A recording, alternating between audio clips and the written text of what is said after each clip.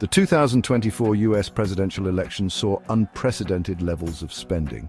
Much of this money came from a handful of ultra-wealthy individuals. What is particularly striking is the origin of some of these mega donors. 4 billionaires, Elon Musk, Miriam Adelson, Richard Uihlein, and Ike Perlmutter, all have roots in apartheid-era South Africa.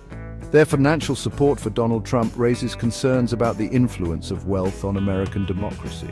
These individuals amassed their fortunes during a period of intense racial segregation and inequality in South Africa. They benefited from a system that oppressed black South Africans. Now these same individuals are using their wealth to influence politics in the United States. Their support for Donald Trump, a figure who has been accused of racism and xenophobia, is particularly troubling. These billionaires' donations are not simply acts of charity, they are strategic investments in shaping American society. Their goal is to advance policies that benefit the wealthy, often at the expense of the poor and marginalized. This raises serious questions about the role of money in politics. Is American democracy for sale to the highest bidder? The influx of money from these apartheid-era billionaires is a worrying trend. It undermines the principle of one person, one vote. When a small group of wealthy individuals can have an outsized influence on elections, it erodes public trust in democracy. This is a dangerous path for the United States to be on.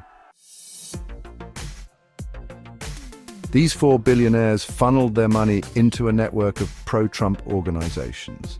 This included super PACs like America First Action, Preserve America, and Restoration PAC. These groups operate independently of the Trump campaign. However, they share the common goal of getting Trump elected.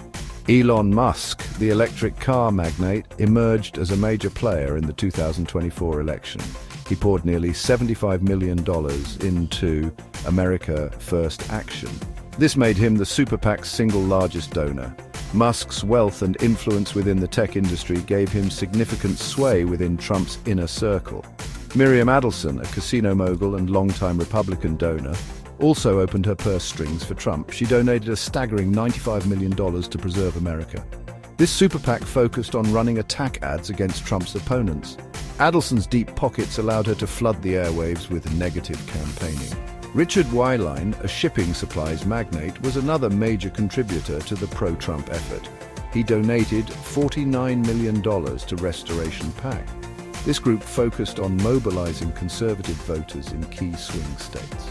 Uihlein's money helped to fund get-out-the-vote operations and rallies. Even relatively smaller donations, like the $5 million from Ike Perlmutter, the chairman of Marvel Entertainment, to Right for America, added to the massive war chest at Trump's disposal. These billionaires' contributions show how a handful of wealthy individuals can bankroll a political campaign. The impact of these donations was felt most acutely in the battleground states. These are the states that ultimately decide the outcome of the presidential election. The pro-Trump super PACs used the billionaires' money to blanket these states with advertising. They also used the funds to hire staff and open offices. In states like Pennsylvania, Michigan, and Wisconsin, voters were bombarded with pro-Trump messages.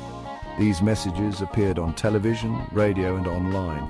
They targeted voters' fears and anxieties, often resorting to misinformation and divisive rhetoric. The goal was to suppress turnout among Democratic voters and persuade undecided voters to support Trump. The flood of money into these states had a significant impact on the election.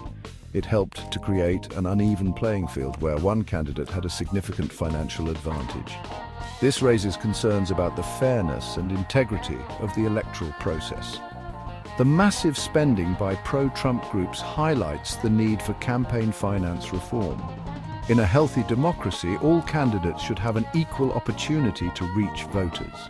The current system, where billionaires can spend unlimited amounts of money to influence elections, undermines the principle of fair elections. The financial support of these apartheid-era billionaires did not stop at the election. After Trump's victory, they continued to donate to his inauguration and his political operation. This raises concerns about the influence these individuals may have over the Trump administration. Trump's cabinet is stacked with millionaires and billionaires. Many of them have close ties to the industries they are now tasked with regulating. This revolving door between government and industry is a breeding ground for corruption. The influx of money from special interests into politics has eroded public trust in government. When people believe that politicians are bought and paid for by their donors, they become cynical and disengaged. This is a threat to the very fabric of democracy. The undue influence of wealthy donors is a problem that affects both major political parties in the United States. However, the problem is particularly acute on the Republican side, where there is a strong belief in the virtues of unregulated capitalism.